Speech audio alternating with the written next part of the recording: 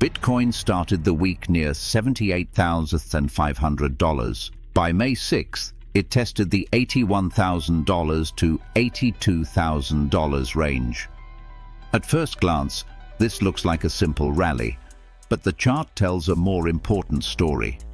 This week was not about explosive upside. It was about whether Bitcoin could hold structure. The first key factor was ETF demand. ETF inflows continued during the week. That means institutional demand remained present. This is important because ETF flows create real buying pressure. Not just sentiment, not just headlines, actual capital. That demand helped Bitcoin move higher into May 6th. But then the market reached an important zone. Around $81,000 to $82,000, Bitcoin failed to extend the move. This tells us that buyers were active but not aggressive enough to create a clean breakout. In other words, demand was strong, but conviction was not complete. Then came the pullback. After testing the weekly high, Bitcoin dropped back toward $80,000.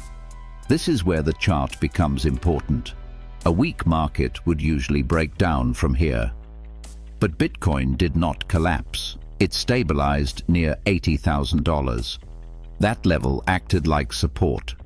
This matters because support is not just a price. Support shows where buyers are willing to step back in. At the same time, macro pressure was still present. Geopolitical risk remained a concern. Oil prices stayed important, and higher oil prices can increase inflation pressure. That can reduce expectations for near-term rate cuts. So the macro backdrop was not fully bullish. And yet, Bitcoin held the $80,000 area. That is the main signal.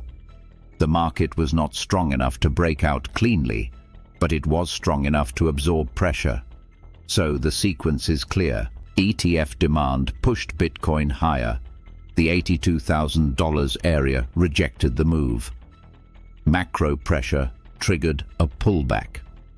But the $80,000 level held. The conclusion is simple. This was not a pure breakout week. It was a support confirmation week. Bitcoin showed that institutional demand is still present. But the market still needs stronger conviction to break above the next resistance zone. For now, the most important level is not the high. It is the floor. And this week, that floor was around 80,000.